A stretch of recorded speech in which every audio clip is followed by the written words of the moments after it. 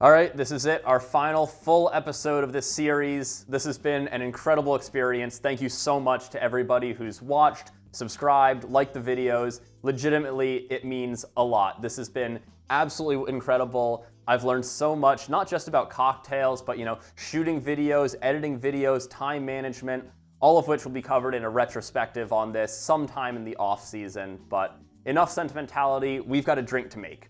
Now, despite Atlanta and LA both having very vibrant cocktail scenes, LA's representative this week actually comes to us from London, despite literally being the Los Angeles cocktail. That's right, the Los Angeles cocktail comes to us courtesy of Harry Craddock's 1930 Savoy cocktail book. Craddock is actually quite an interesting individual, being an Englishman who moved to the US, became a US citizen, and then moved back to England during Prohibition to work at the American bar in the Savoy Hotel in London. The Savoy cocktail book is quite interesting because if it was written today, I likely would have called it just another recipe slop book. It contains 750 cocktail recipes, most of which don't contain any sort of explanation or additional details to them. As is the case with our Los Angeles cocktail.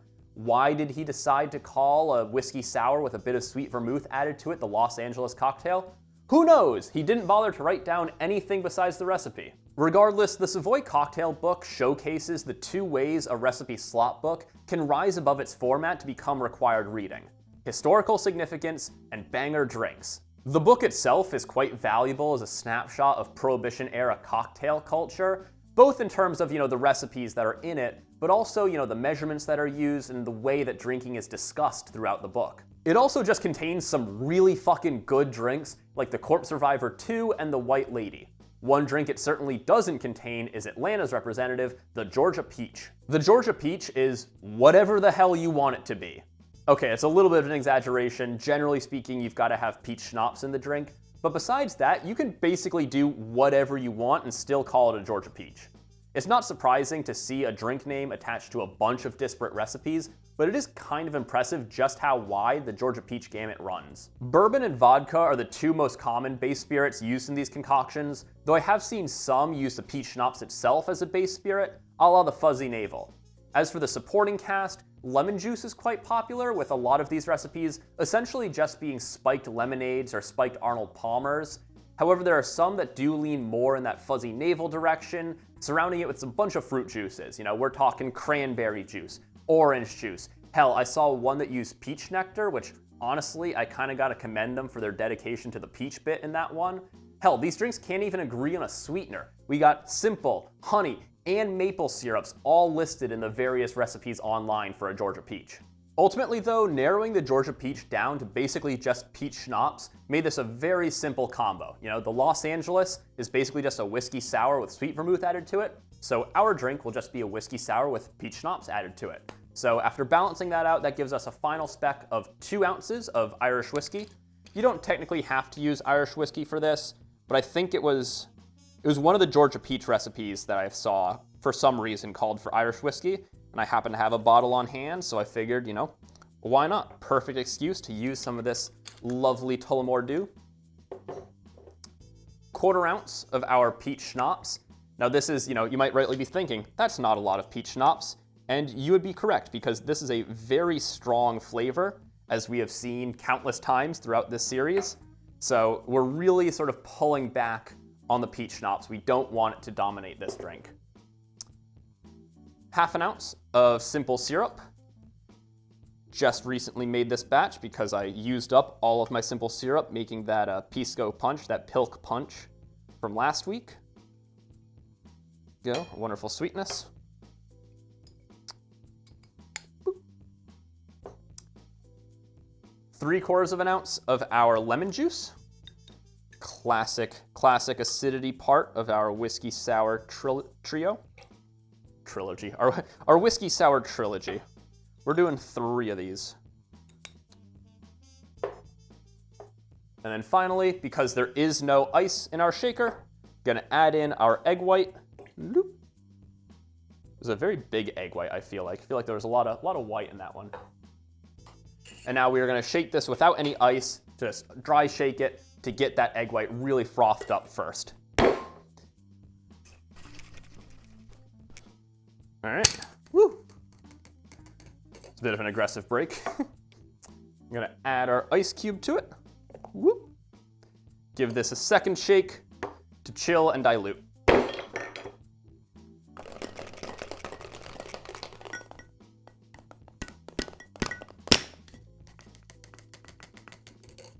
All right. I'm gonna strain that into our coupe glass. That wonderful egg white head on that. Perfect wash line. You'll love to see it.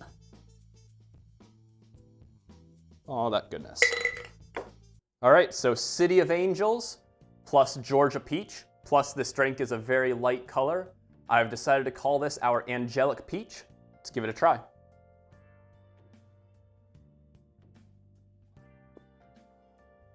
Oh, I love a good egg white cocktail. And definitely, wow, yeah.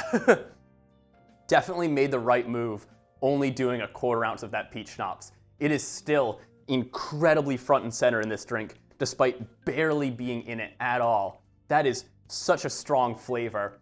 And I think a big part of that is whatever the actual literal chemical of this peach schnapps is, right? Whatever that peach flavoring is, I'm not sure entirely how the coupe gets the peach flavor into this, if it's a syrup, if it's, you know, like esters. I don't know how they do it, but whatever it is that's creating that like peach gummy flavor, I think that is getting basically suspended in our egg white foam. And so despite there being comparatively very little of it in this drink, A, it's such a strong flavor, and B, it's right there sort of immediately on the tip of your tongue and presented in a way that it sort of maximizes its like effect on your tongue. You know, it's the egg white foam containing those peach notes really sort of distributes it very quickly, faster than if it was like a liquid where it kind of has to sit and like make its way around your mouth.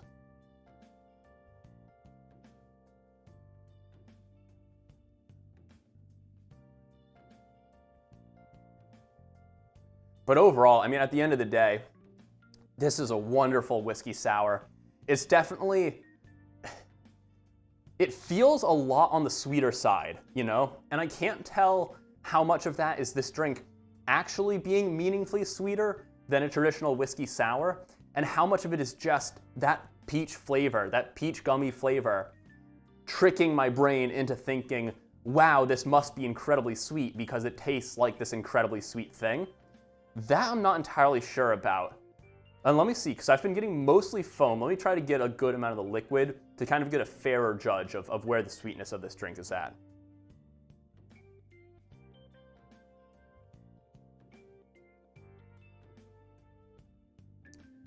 It's definitely a little bit more toned down in the drink itself. It's quite interesting.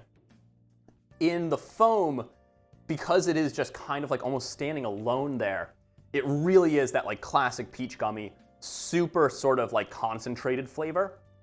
In the actual body of the drink itself, in the actual, you know, main liquid, because it is really kind of being tamped down a little bit and kind of mellowed by the whiskey, by the lemon juice, it reads more, it still reads as like a very sweet kind of peach. You know, it's not like an actual peach, but it reads more of like a baked peach, you know, something in like a peach cobbler, where, you know, the sugars have kind of broken down a little bit. And really you've got this sort of like deeper level of sweetness, where it's not just sort of that like pure extract of, you know, peach flavor and sugar, but it's more of that sort of, you know, a little bit of like caramelization, a little bit of those sort of deeper, darker sugar notes creeping their way in there, and really just kind of rounding the drink out a little bit.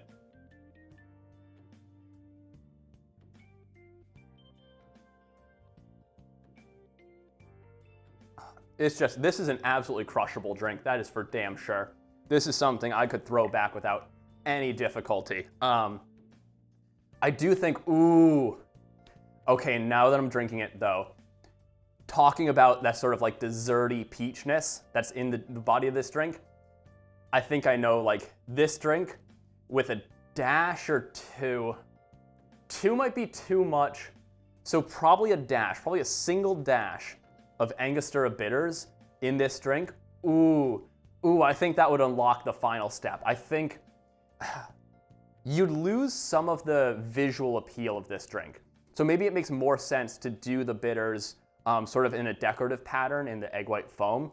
That would probably be the best way to do it, because I think you get a lot of the nose of the bitters, which would inform your taste buds and kind of create the connection that way, without really damaging this sort of very lovely pale gold that we've got in the drink, right? I think the visual appeal of having that sort of very light gold is a key part of this drink. I think if you put the Angostura bitters directly in the drink itself, right? Like, you're not getting them where you really want them. You know, they certainly would fit in there. They would be absolutely not out of place. But I think you want them up in the foam to kind of help, you know, tamp down that super cloy. I don't want to call it cloying, because it is a foam. You know, it doesn't sort of stick to your tongue the way that like a real syrup would. But to tamp down that sort of, you know, gummy sweetness up in the foam, I think a little bit of Angostura bitters would really add a sort of, you know, baking spice note to it. It would just lend it a bit of character that it doesn't have right now. And I think that elevates this drink from, again, this is another sort of like B+, A- drink, where it's like, it's very solid, very well balanced, you know, none of the flavors are kind of too dominant. They're you know, playing in harmony well, but it's just missing that sort of spark, that little bit of magic that makes you really go like, ooh, yes, this is a good one. And I think a little bit of Angostura bitters right up in that foam, I think that would do it. I think that would seal the deal for this drink.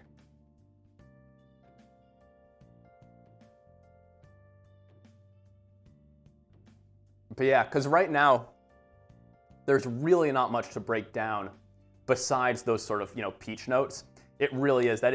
It's a little bit one note, you know. I think part of that is this Irish whiskey sort of being so smooth and approachable. You know, it's not really sort of making a statement in this drink the way that something like, you know, a rye would. Like a rye would bring a lot of fire to this drink. A Scotch would be a super interesting sort of swerve on this drink, right? If you use like a really sort of peaty whiskey in this, that would be interesting, because you get this sort of like smoked peach note to it. I think this is a drink template where you can really kind of experiment with different whiskeys and see how that changes the drink, right? I've talked about this before, but like a lot of times, you know, things like old fashions are kind of put forward as the way to, you know, experiment between different whiskeys and like showcase the spirit, right? And it makes sense, right? Like an old fashioned is so few ingredients that it is naturally going to sort of showcase the spirit. But I think there's a real case to be made for other types of cocktails that showcase the spirit, but not in such a sort of, you know, straightforward way, right? Putting a cocktail in an old fashioned is essentially just one step removed from having it neat or having it on the rocks. You know, you're not really seeing how it plays with others, right? You're probably getting a better sense for its own notes, but you're not getting a sense for those interactions, those sort of second level effects.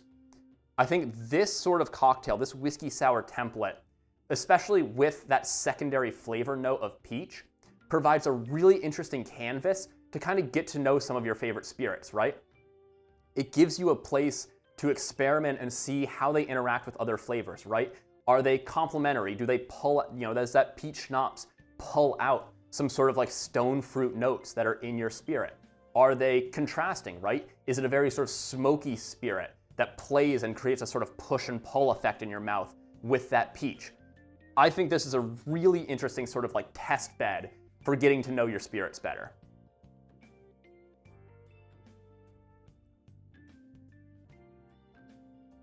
And in this case, you know, the takeaway from this Tullamore Dew is that it is a very sort of, you know, smooth, approachable, well-rounded whiskey. You know, it's certainly got a bit of character. It's got a tiny little hint of bite to it. Almost some like honey, you know, oaky sweetness in there, but nothing really standout, right? It's not a very loud whiskey. It's not kind of, you know, trying to make itself the star of this drink. It is very much sort of playing a complementary role to the peach schnapps in this drink. But I do think like there are other whiskeys I've had where they would certainly be the star of this drink. And I'm very curious now to try it with some of those. All right, well, I'm very proud to end this series on a solid drink like this.